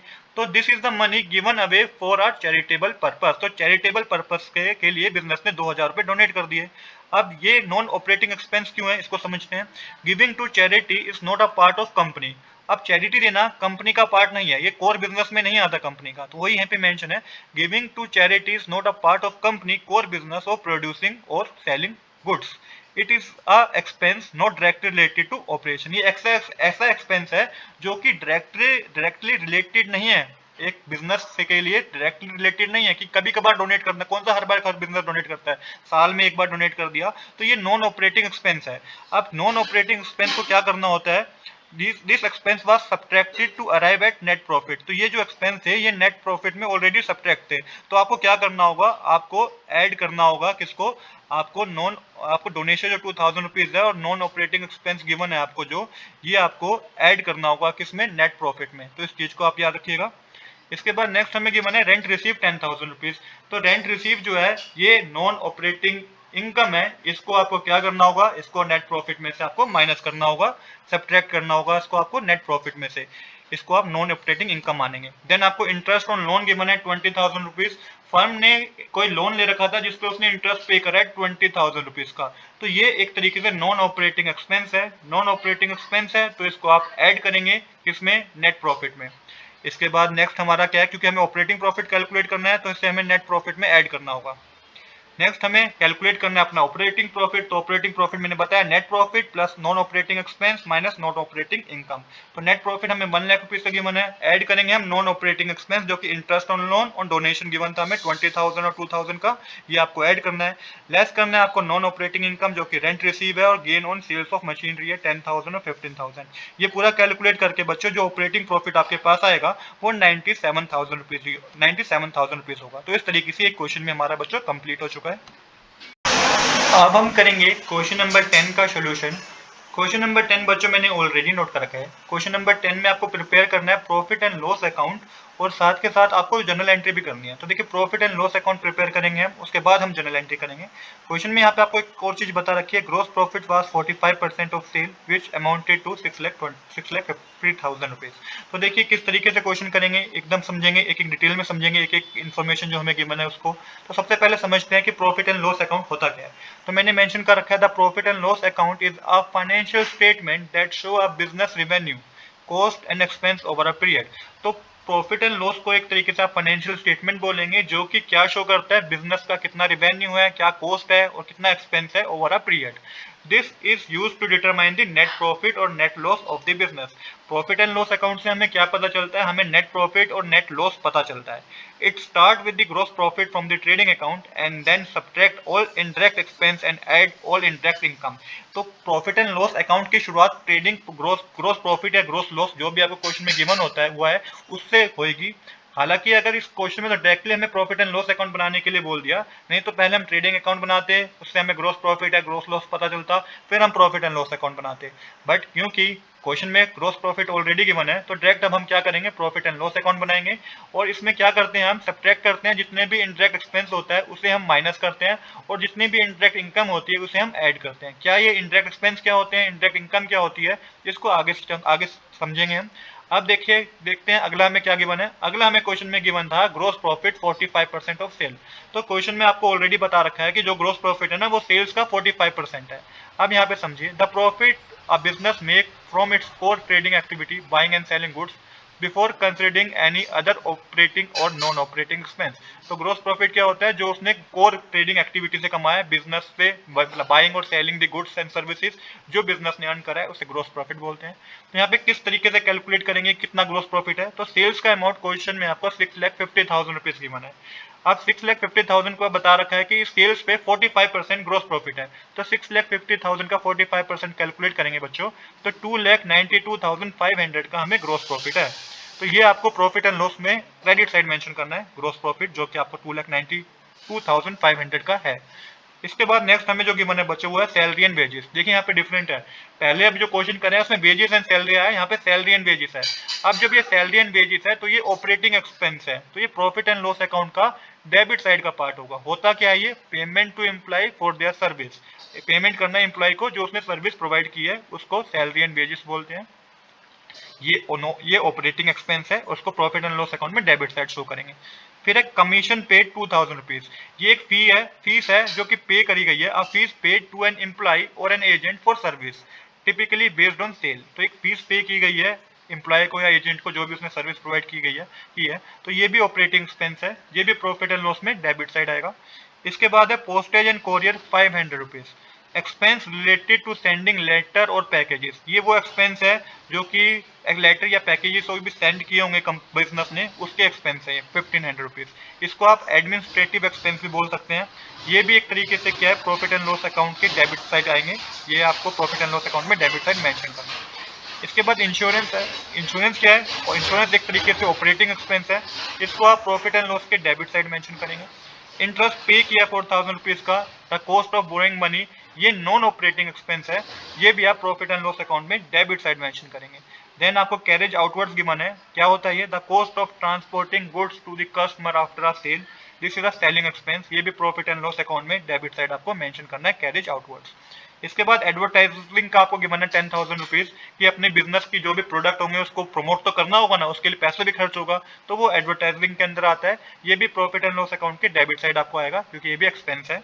इसके बाद है discount allow 18,000 rupees, a reduction in price given to customer. आप कस्टमर ने सेल करी, वहां पे हमने उसको डिस्काउंट दे दिया, तो वो होता है डिस्काउंट अलाउ, ये सेलिंग एक्सपेंस होता है, ये भी प्रॉफिट एंड लॉस अकाउंट के डेबिट साइड आता है। देन हमें रेंट रिसीव गिवन है 17,000 रुपीज का, ये नॉन ऑपरेटिंग इनकम है बच्चों। Rent receive is a non operating income, income हुई है बिजनेस को from renting out a property. तो प्रॉपर्टी पे कोई रेंट होगा, मतलब कि प्रॉपर्टी पे रेंट रिसीव हुआ होगा, तो ये एक तरीके से नॉन ऑपरेटिंग इनकम है, ये बिजनेस के कोर ऑपरेशन से नहीं आई, पर इसको आप प्रॉफिट एंड लॉस अकाउंट में क्रेडिट साइड मेंशन करेंगे, क्योंकि ये एक तरीके से नॉन ऑपरेटिंग इनकम है। इसके बाद है इंटरेस्ट ऑन इन्वेस्टमेंट, जो कि 15,000 रुपीज है, income earn from investment, income earn हुई है बिजनेस को इन्वेस्टमेंट से, ये नॉन ऑपरेटिंग इनकम है, ये भी प्रॉफिट एंड लॉस की क्रेडिट साइड आएगी। फिर है बैड डेट्स 9,000 रुपीज, ये क्या होते हैं, the amount of money own by customer that is consider uncollectible, it is N administrative expense. क्या होता है कि बैड डेट्स की किसी ने हमसे गुड्स तो खरीद लिए बट उसने पेमेंट ही नहीं करी, तो वो हमारे बैड डेट्स बन गए, तो ये एक्सपेंस में आता है, प्रॉफिट एंड लॉस अकाउंट के डेबिट साइड मेंशन करेंगे आप। फिर है ब्रोकरेज पेड, अब यहाँ पे ब्रोकरेज पे किया, fees paid to an agent or broker for a transaction, it is an operating expense, ये ऑपरेटिंग एक्सपेंस होता है, ये प्रॉफिट एंड लॉस अकाउंट के डेबिट साइड आता है। अब ये हमारे सारे आइटम खत्म हो गए, यहाँ पे हमारा लास्ट आइटम ब्रोकेज था। अब इसकी बेसिस पे हम प्रॉफिट एंड लॉस अकाउंट बना देंगे। तो देखिए क्रेडिट साइड पहले बात करते हैं, तो मैंने बताया बाय ग्रोस प्रॉफिट आएगा, जो हमने कैलकुलेट किया था। रेंट रिसीव, जो कि हमें क्वेश्चन में गिवन है, रेंट रिसीव हुआ है, इनकम है 17,000 रुपीज की, बाय इंटरेस्ट ऑन इन्वेस्टमेंट से भी इंटरेस्ट हमें रिसीव हुआ है 15,000 रुपीज का, तो ये जितनी भी इनकम है ये आपको क्रेडिट साइड मेंशन करनी है। डेबिट साइड आएगा to salary and wages 30,000 rupees, to commission paid 2,000 rupees, to postage and courier 1,500, to insurance 3,000, to interest paid 4,000, to carriage outward 5,000, to advertising 10,000, to discount allow 18,000, to bad debts 9000, to brokerage paid 950। अब total करेंगे तो credit side का total ज्यादा है, 3,24,500 rupees है, जिसमें से सम minus करेंगे तो नेट प्रॉफिट आपके पास जो आएगा वो 2,41,050 रुपीज का होगा। तो इस तरीके से हमें नेट प्रॉफिट ही पता करना था इस क्वेश्चन में। ये क्वेश्चन में हमारा कंप्लीट हो चुका है। अब हम करेंगे क्वेश्चन नंबर 11। क्वेश्चन नंबर 11 भी बच्चों मैंने ऑलरेडी नोट कर रखा है। क्वेश्चन नंबर 11 में भी हमें प्रॉफिट एंड लॉस अकाउंट बनाना है, डिटेल में एकदम समझेंगे, एक एक कंसेप्ट को समझेंगे। चलिए बिना देरी के शुरू करते हैं अपने आज के सोल्यूशन को। तो सबसे पहले हम समझेंगे कि प्रॉफिट एंड लॉस अकाउंट क्या होता है। तो मैंने बताया था यहाँ पे कि profit and loss account is a financial statement that show a business revenue, cost and expense over a period. तो प्रॉफिट एंड लॉस एक फाइनेंशियल स्टेटमेंट है जो कि बिजनेस की रेवेन्यू, कॉस्ट और एक्सपेंस को बताता है। It use to determine the net profit और net loss of the business. इससे हमें प्रॉफिट एंड लॉस अकाउंट से हमें बिजनेस का नेट प्रॉफिट और नेट लॉस पता चलता है। It start with gross profit from the trading account and then subtract all indirect expense and add all indirect income. तो ये स्टार्ट क्या करते हैं हम ग्रॉस प्रॉफिट से, ट्रेडिंग अकाउंट से हमें ग्रॉस प्रॉफिट का पता चलता है जिसको हम ट्रांसफर करते हैं प्रॉफिट एंड लॉस अकाउंट में। उसके बाद हम सब्ट्रैक्ट करते हैं जितने भी हमारे इनडायरेक्ट एक्सपेंस होते हैं और ऐड करते हैं हम इनडायरेक्ट इनकम को। तो यहाँ पे जो पर्पस होता है प्रॉफिट एंड लॉस अकाउंट का वो ये होता है कि नेट प्रॉफिट हमें कैलकुलेट करना होता है। नेट प्रॉफिट कैलकुलेट करने का जो फॉर्मूला होता है बच्चों, gross profit plus all other income minus all other expense, ये फॉर्मूला होता है नेट प्रॉफिट कैलकुलेट करने का। चलिए अब वन बाय वन अपने ईच आइटम जो हमें गिवन थे क्वेश्चन में उसको समझते हैं।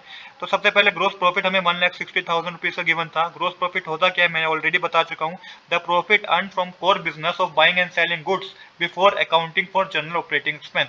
तो ऐसा प्रॉफिट जो buying and selling goods and service से बिजनेस ने अर्न करा है, अपने कोर बिजनेस से अर्न करा है, उसको हम ग्रोस प्रॉफिट बोलते हैं। ये ग्रोस प्रॉफिट को आप प्रॉफिट एंड लॉस अकाउंट में क्रेडिट साइड शो करेंगे। इसके बाद रेंट गिवन है, रेंट एक तरीके से एक्सपेंस है, एडमिनिस्ट्रेटिव एक्सपेंस है, इसको प्रॉफिट एंड लॉस अकाउंट में डेबिट साइड शो करेंगे। इसके बाद सैलरी गिवन है आपको, सैलरी भी एक ऑपरेटिंग एक्सपेंस है, इसको भी आप प्रॉफिट एंड लॉस अकाउंट में डेबिट साइड शो करेंगे। जितने भी एक्सपेंस होंगे बच्चों उनको डेबिट साइड शो करना है। कमीशन पे की गई है, ये भी एक्सपेंस है, तो ये भी डेबिट साइड शो होगा प्रॉफिट एंड लॉस अकाउंट में। इंटरेस्ट ऑन लोन 5,000 रुपीज, ये इंटरेस्ट ऑन लोन हमने पे करा है, लोन पे इंटरेस्ट पे करा है, ये नॉन ऑपरेटिंग एक्सपेंस है, ये भी डेबिट साइड शो होगा प्रॉफिट एंड लॉस अकाउंट में। एडवर्टाइजमेंट के 8,000 रुपीज पे करे हैं, तो ये भी एक्सपेंस है, प्रॉफिट एंड लॉस अकाउंट में डेबिट साइड शो होगा, सेलिंग एक्सपेंस है ये। नेक्स्ट हमें इंटरेस्ट रिसीव की मैंने 8,000 रुपीज का इनकम है बिजनेस के लिए एक तरीके से, तो प्रॉफिट एंड लॉस अकाउंट में क्रेडिट साइड शो होगी। ये नॉन ऑपरेटिंग इनकम है, कंपनी ने अपने कोर बिजनेस से नहीं कमाई, इसको इंटरेस्ट रिसीव हुआ है, तो ये प्रॉफिट एंड लॉस अकाउंट में क्रेडिट साइड शो होगा। अब बहुत ही important concept, output IGST and input IGST 2000 आपको क्वेश्चन में गिवन है, इसको कैसे ट्रीट करना है तो समझिए पहले होता क्या है। This refer to the goods and service tax accounts in input GST is tax paid on purchase. तो देखिए ये गुड्स एंड सर्विस का टैक्स होता है। जो इनपुट जीएसटी है ना बच्चों, वो क्या होता है, is a tax paid on purchase, वो पे करते हैं हम जब कुछ परचेज करते हैं तो उस पर पे करते हैं। और आउटपुट जीएसटी क्या होता है, is the tax collected on sale, वो हम कलेक्ट करते हैं जब भी सेल्स करते हैं। जो भी इन दोनों के बीच में डिफरेंस होता है ना, उसको प्रॉफिट एंड लॉस अकाउंट में हम दिखाते हैं। तो यही मैंने मेंशन कर रखा है, the difference between the two output minus input is the amount payable और रिफंडेड टू द गवर्नमेंट। तो जो भी डिफरेंस होगा आउटपुट माइनस इनपुट करके, तो वो ऐसा अमाउंट होगा जिसको हमें गवर्नमेंट को वापस पे करना होगा। आई होप यहां तक आपको कोई डाउट नहीं होगा। अब इस क्वेश्चन में क्या गिवन है, इस क्वेश्चन में the net GST is the only amount that impact in the profit and loss account. मैंने वही बताया कि नेट जीएसटी अगर आउटपुट माइनस इनपुट करके भी कोई अमाउंट बच रहा है तो वो आपको प्रॉफिट एंड लॉस अकाउंट में दिखाना होगा। बट यहाँ पे आप देखेंगे कि input IGST 2000 rupees is equal to output IGST. Question में हमें इनपुट आईजीएसटी और आउटपुट आईजीएसटी दोनों 2000 रुपीज गिवन है, तो नेट अमाउंट इज जीरो। तो यहाँ पे कोई अमाउंट हमारा आया ही नहीं है, नेट अमाउंट हमारा जीरो है। तो यहाँ पे प्रॉफिट एंड लॉस अकाउंट में कुछ भी नहीं होगा, यहाँ पे आपको टोटली इसको इग्नोर करना है। बट हाँ अगर कुछ डिफरेंस आया होता तो हम उसको शो करते हैं, बट इसको आपको बिल्कुल शो नहीं करना है, तो इसको आपको टोटली इग्नोर करना है। इसके बाद आपको डिस्काउंट रिसीव गिवन है। डिस्काउंट रिसीव क्या है, क्या reduction in a price granted by supplier for prompt payment, it is a source of indirect income. तो एक तरीके से हमने सप्लायर को उसी वक्त पेमेंट कर दी सारे गुड्स की, तो उसने हमें थोड़ा डिस्काउंट दे दिया, वो डिस्काउंट रिसीव होता है। तो ये क्रेडिट साइड शो करेंगे प्रॉफिट एंड लॉस अकाउंट के, क्योंकि इसको एक तरीके से इनडायरेक्ट इनकम माना गया है। प्रिंटिंग एंड स्टेशनरी एक तरीके से एक्सपेंस है, तो प्रॉफिट एंड लॉस अकाउंट में डेबिट साइड शो करेंगे। लीगल चार्जेस 10,000 रुपीज एक्सपेंस है, प्रॉफिट एंड लॉस अकाउंट में डेबिट साइड शो करेंगे। बैड डेट्स 2,000 रुपीज, इसको भी आप एक्सपेंस मानिए, ये भी प्रॉफिट एंड लॉस अकाउंट में डेबिट साइड शो करेंगे। लॉस बाय फायर 6,000 रुपीज, ये भी नॉन ऑपरेटिंग एक्सपेंस है, ये भी प्रॉफिट एंड लॉस अकाउंट में डेबिट साइड शो होगा। डेप्रिसिएशन 4,000 रुपीज, ये नॉन कैश ऑपरेटिंग एक्सपेंस है। Depreciation non cash operating expense, ये प्रॉफिट एंड लॉस अकाउंट में डेबिट साइड शो होगा। अब देखिए यहाँ पे हमने अपने सारे कंसेप्ट को, जितने भी हमें आइटम गिवन थी उसको मैंने आपको एक्सप्लेन कर दिया कि किस साइड वो शो होंगे। अब सिंपल हमें प्रॉफिट एंड लॉस अकाउंट बनाना है। तो सबसे पहले क्रेडिट साइड बात कर लेते हैं, जो कि बाय ग्रॉस प्रॉफिट मैंने बताया था 1,30,000 का इंटरेस्ट रिसीव हुआ है 8,000 का, और डिस्काउंट रिसीव हुआ है 6,000 रुपीज का। ये क्रेडिट साइड मेंशन होंगे प्रॉफिट एंड लॉस अकाउंट में। डेबिट साइड किया जाएगा to rent, to salary, to commission paid, to interest on loan, to advertisement, to printing and stationery, to legal charges, to bad debts, to loss by fire, to depreciation. ये सारे किस side जाएंगे? Debit side जाएंगे। यहाँ पे आप credit side का total करेंगे तो बच्चों 1,44,000 आएगा, जिसमें से आप सब माइनस करेंगे तो नेट प्रॉफिट आपके पास जो कैलकुलेट होकर आएगा वो 36,000 रुपीज का हुआ। तो इस क्वेश्चन में हमें यही कैलकुलेट करना था। तो इस तरीके से ये क्वेश्चन भी हमारा बच्चों कंप्लीट हो गया है।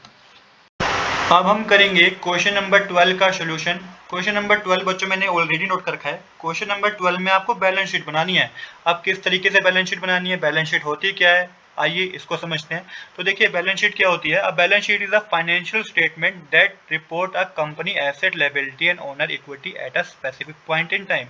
तो देखिए बैलेंस शीट एक तरीके से फाइनेंशियल स्टेटमेंट ही है जो कि रिपोर्ट करती है, जो कि एक रिपोर्ट है कंपनी के पास कितने एसेट है, लायबिलिटी है और ओनर का क्या इक्विटी का ओनर की क्या इक्विटी है at a specific point in time उसके बिजनेस में।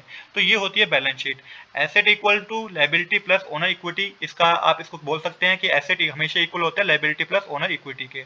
द फंडामेंटल अकाउंटिंग इक्वेशन है एक तरीके से ये, एसेट इक्वल में liability plus owner equity. The balance sheet present in the image use this principle as the total of debit and credit side column is equal. तो हमेशा debit और credit side का कॉलम क्या आएगा आपका, equal होगा balance sheet में। याद रखिएगा एसेट हमेशा इक्वल होती है लायबिलिटी के प्लस ओनर इक्विटी। तो अब देखिए आगे समझते हैं इसको। अब यहाँ पे सबसे पहले ओनर इक्विटी को एक्सप्लेन करते हैं, जो कि क्रेडिट साइड शो करेंगे आप। ओनर इक्विटी हमें क्रेडिट साइड शो करनी होती है, मतलब कि लायबिलिटी के कॉलम में शो करनी होती है। तो सबसे पहले क्या क्या आता है ओनर इक्विटी में, तो ओनर इक्विटी में सबसे पहले आती है capital. This is the initial investment made by the owner. तो ओनर ने अपने बिजनेस में कितनी इन्वेस्टमेंट करी है उसे कैपिटल बोलते हैं। It represent the amount of fund the owner has put into the business. Owner ने कितना अमाउंट अपने बिजनेस में लगाया है उसको कैपिटल बोलेंगे हम। इसके हमारे को क्वेश्चन में 5 लाख रुपीस गिवन है। इसके बाद नेट प्रॉफिट हमें गिवन है। It is a profit earn by a business during the accounting period. It increase the owner equity. ये नेट प्रॉफिट एक तरीके से प्रॉफिट है जो कि कंपनी ने, बिजनेस ने पूरे साल में कितना प्रॉफिट कमाया है उसे हम नेट प्रॉफिट बोलते हैं। इससे क्या होता है कि इससे ओनर की इक्विटी क्या हो जाती है, इंक्रीज हो जाती है। मतलब कैपिटल उसकी ओनर की इक्विटी क्या हो जाएगी, इंक्रीज हो जाएगी 16,600 रुपीज का, अगर उसे प्रॉफिट हमें क्वेश्चन में गिवन है। तो नेट प्रॉफिट हमें क्वेश्चन में 16,600 रुपीज गिवन है। जब ये प्रॉफिट हुआ है तो इसलिए क्या होगा, ओनर की इक्विटी इंक्रीज हो जाएगी। जनरल रिजर्व भी हमें क्वेश्चन में गिवन है। ये क्या होता है, this is a portion of the profit set aside the future use और the strength the business financial position. It is also increase the owner equity. Question में 10,000 रुपीज की बने। तो जनरल रिजर्व क्या होता है, कंपनी क्या करती है जितना प्रॉफिट होता है ना उसमें से एक अमाउंट अलग निकाल के रख लेती है रिजर्व में, ताकि कभी भी कोई फाइनेंशियल क्राइसिस आए या कुछ भी ऐसी प्रॉब्लम आए तो उस अमाउंट को यूज किया जा सके। तो यहाँ पे जो है 10,000 रुपीज का अमाउंट गिवन है जनरल रिजर्व का, जिससे भी क्या है ओनर की इक्विटी क्या होती है, इंक्रीज होती है। तो इस तरीके से ओनर इक्विटी में ये 3 चीज आती है। इसके बाद हमें क्वेश्चन में क्या गिवन है, क्वेश्चन में हमें कुछ एसेट साइड के डेबिट अकाउंट कॉलम में क्या क्या जाएगा वो हम समझते हैं कि एसेट में क्या क्या चीजें आएंगी। तो asset are resources own by business with the expectation that will provide a economic benefit. तो देखिए एसेट में क्या क्या जाएगा, प्लांट, पहले प्लांट गिवन है। This is a fixed asset और non current asset. It represent machinery और equipment use in the business for a long period. तो प्लांट जो है वो एक फिक्स्ड एसेट है और नॉन करंट एसेट समझ लीजिए। यहाँ पे वैल्यू आपको 1 लाख रुपीज गिवन है, जो कि आपको एसेट में मेंशन करनी है। फर्नीचर भी हमारा फिक्स्ड एसेट है। Representing item like desk and chair, it value at 37,000 rupees. तो यहाँ पे क्वेश्चन में आपको फर्नीचर 37,000 रुपीज का गिवन है। Cash in hand current asset है जो कि 3600 रुपीज आप एसेट में दिखाएंगे। कैश एट बैंक भी करंट एसेट है जो कि 72,000 रुपीज भी आप किस में दिखाएंगे, एसेट साइड दिखाएंगे। क्लोजिंग स्टॉक जो है this is the current asset representing the value of unsold good at the end of accounting period, 1,48,000 rupees का क्वेश्चन में गिवन है। तो क्लोजिंग स्टॉक को भी आप एसेट के कॉलम में दिखाएंगे। डेटर 64,000 रुपीज के हैं जो कि आपको एसेट में, जो कि आपको किस किस में दिखाने हैं, जो कि आपको एसेट कॉलम में दिखाने हैं। एसेट साइड मतलब कि आपको डेबिट साइड दिखाने हैं। इसके बाद ड्राइंग गिवन है हमें, this is a contra equity account, it represent a money or goods withdrawn from the business by the owner for a personal use, it reduce the owner capital, so it's shown on the debit side, here it is 44,000। तो देखिए drawing एक तरीके से यहाँ पे mention है कि वो डेबिट साइड आपको शो करना है, बट हम क्या करेंगे, क्योंकि इससे क्या है, ओनर की इक्विटी क्या हो जाती है, रिड्यूस हो जाती है। आप इसे डेबिट साइड में मेंशन कर सकते हैं, कोई दिक्कत नहीं है। अगर आप इसे डेबिट साइड मेंशन कर देंगे तो उससे भी आपके आंसर में कोई दिक्कत नहीं होगी, बट हम जब बैलेंस शीट बनाएंगे उसमें मैं कैसे इसको ट्रीट करूंगा आप वो देखिएगा। तो यहाँ पे ड्राइंग हमारी हो गई है, जिसको आपको यहाँ पे बता दिया मैंने कि आप उसको एसेट कॉलम में मतलब कि डेबिट साइड मेंशन कर सकते हैं। अब नेक्स्ट हमें क्या है, लाइबिलिटी साइड। यहाँ पे हमें केवल क्रेडिटर ही गिवन है, जो कि करंट लाइबिलिटी है 42,000 रुपीज के। तो अब हम क्या करेंगे, अब हम बनाएंगे अपनी बैलेंस शीट को। तो देखिए इस तरीके से बैलेंस शीट बनेगी। सबसे पहले लाइबिलिटी साइड की बात कर लेते हैं, जिसमें इक्विटी स्टेक जो है हमारा कैपिटल 5 लाख रुपीज की थी, जिसमें हम ऐड करेंगे नेट प्रॉफिट, क्योंकि इससे ओनर की इक्विटी इंक्रीज हो गई है, और ऐड करेंगे जनरल रिजर्व, क्योंकि इससे भी ओनर की इक्विटी इंक्रीज हो गई है। तो नेट प्रॉफिट और जनरल रिजर्व आपको ऐड करने हैं, जो कि 16,600 और 10,000 रुपीज है, और लेस करनी है आपको ड्राइंग 44,000 रुपीज। तो मैं यही आपको समझा रहा था, ड्राइंग को अगर आप एसेट कॉलम में भी दिखा देंगे तो भी गलती नहीं होगी, और मैंने अगर इसको यहाँ पे लेस कर दिया तो भी कोई गलती नहीं है। तो आप मैंने यहाँ पे लेस ड्राइंग कर दिया 44,000 रुपीज, क्योंकि ये तो ओनर ने विड्रॉ कर लिया ना, तो यहाँ पे इक्विटी हमारी कम होगी, तो 44,000 रुपीज मैंने माइनस कर दिया। तो जो टोटल ओनर की इक्विटी है वो 4,82,600 रुपीज की है, और क्रेडिटर भी लाइबिलिटी साइड आएगा 42,000 रुपीज का, उसको भी मैंने लाइबिलिटी साइड मेंशन कर दिया। एसेट साइड क्या आएंगे, फिक्स्ड एसेट जो कि प्लांट और मशीनरी है 1,37,000 रुपीज के। करंट एसेट में debtor, cash in hand, cash at bank और क्लोजिंग स्टॉक आएगा। तो यहाँ पे हमारी डेबिट साइड और क्रेडिट साइड बच्चों इक्वल हो जाएगी। तो क्वेश्चन में हमें यही करना था, तो ये क्वेश्चन में हमारा बच्चों कंप्लीट हो चुका है। हम करेंगे अपना क्वेश्चन नंबर 13 का सोल्यूशन। क्वेश्चन नंबर 13 बच्चों मैंने ऑलरेडी नोट कर रखा है। क्वेश्चन नंबर 13 में आपको प्रिपेयर करनी है बैलेंस शीट ही, बट यहाँ पे दो सिनेरियो गिवन है, एक है in order to permanence and अगला है इन ऑर्डर ऑफ लिक्विडिटी। तो क्या होता है ये, आइए समझते हैं। तो सबसे पहले हम क्या करेंगे, वन बाय वन सारे कंसेप्ट को समझेंगे, उसके बाद हम इन दोनों रूल के तहत अपनी बैलेंस शीट को बनाएंगे। तो सबसे पहले बैलेंस शीट होती क्या है, यहाँ मैंने ये एक्सप्लेन किया है। Balance sheet is a financial statement that provide a snapshot of a company financial position eight a specific point in time, showing it's asset, liability and owner equity. The fundamental accounting equation is asset equal liability plus owner capital. तो देखिए balance sheet एक financial statement है, आप इस तरीके से समझिए कि ये कंपनी की फाइनेंशियल पोजीशन को दिखाती है कि कंपनी के पास कितने एसेट है, लायबिलिटी है, ओनर की इक्विटी को शो करती है। फॉर्मूला जो होता है मतलब इसकी जो अकाउंटिंग इक्वेशन है वो है asset equal liability plus owner capital. अब देखिए यहाँ पे आगे चलते हैं। अब देखिए एसेट में हमारा क्या क्या आएगा, एसेट में हमारी गुडविल आएगी। गुडविल क्या होती है, गुडविल एक इनटेंजिबल एसेट है जो रिप्रेजेंट करता है the value of business reputation, brand name और कस्टमर रिलेशनशिप। तो यहाँ पे गुडविल 20,000 की गिवन है, जो कि एसेट साइड आपको शो करनी है। कैश इन हैंड 100,000 रुपीज की गिवन है, जो कि करंट एसेट होता है। इन्वेस्टमेंट नॉन करंट एसेट है, जो कि 20,000 गिवन है, ये भी आपको एसेट साइड शो करना है। ये सब जो मैं आपको बता रहा हूँ ये एसेट कॉलम के अंदर आएगा।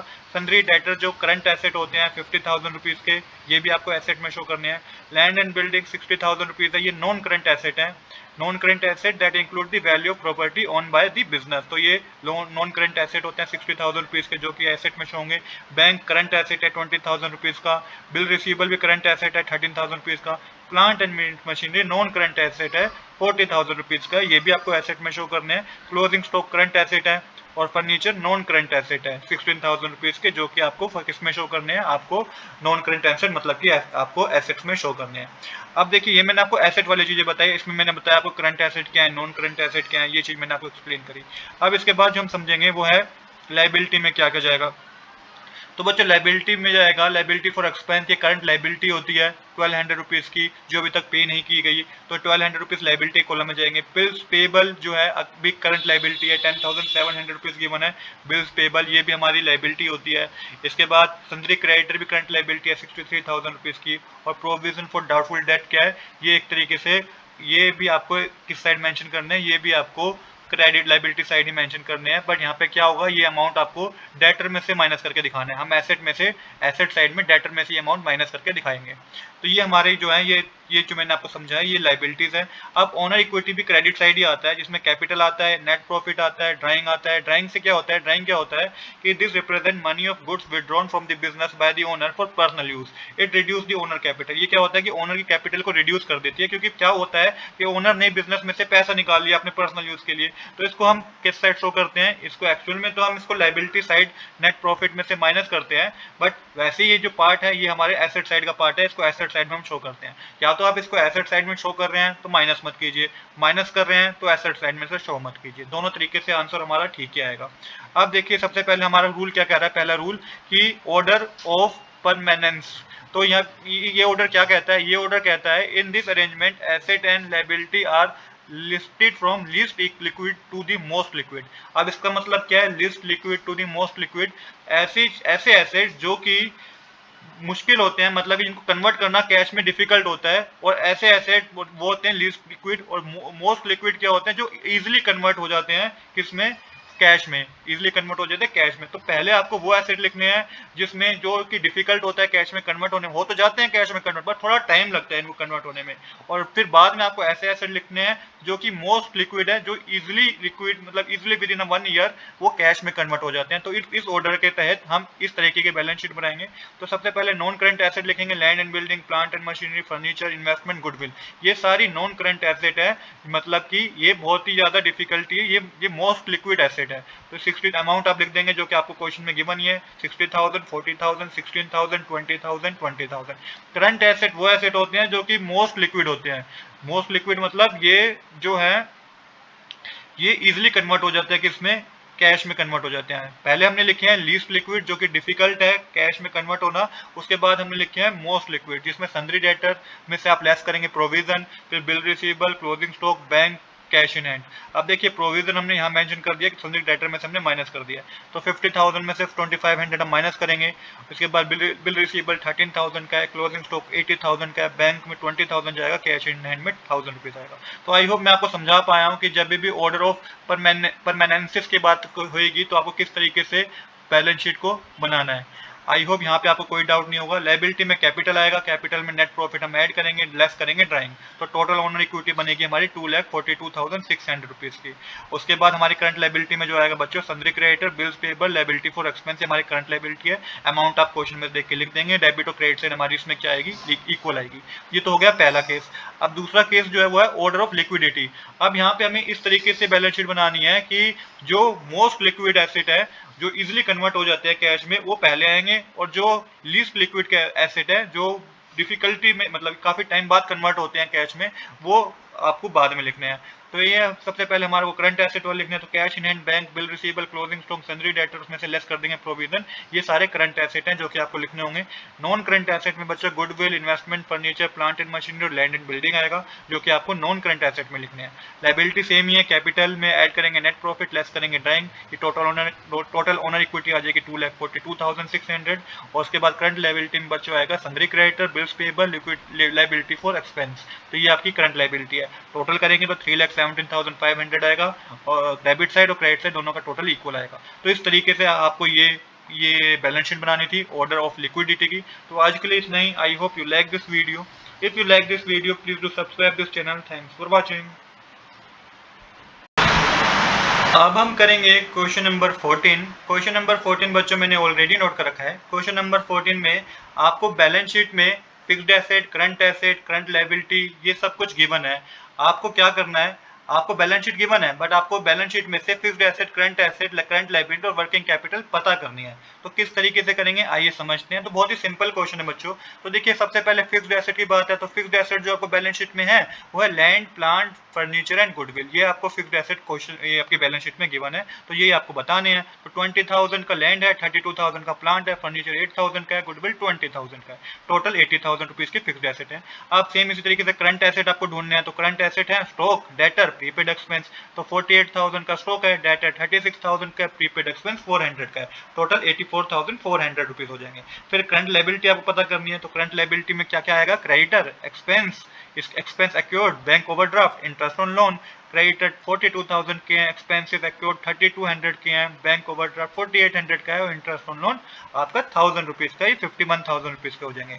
अब लास्ट में आपको वर्किंग कैपिटल पता करनी है। अब आपके पास करंट एसेट भी है, करंट लायबिलिटी भी है, तो करंट एसेट में से करंट लायबिलिटी माइनस कर दीजिए, तो वर्किंग कैपिटल आपके पास बचे 33,400 आएगी। तो इस तरीके से क्वेश्चन नंबर 14 भी हमारा कंप्लीट हो गया। तो यहाँ पे हमारा क्वेश्चन नंबर 14 भी कंप्लीट हो गया है। आज के लिए इतना ही। I hope you like this video. हमें इस वीडियो में क्वेश्चन नंबर 14 तक ही करने थे, जो कि मैं करवा चुका हूँ। आई hope you like this video. Thanks for watching.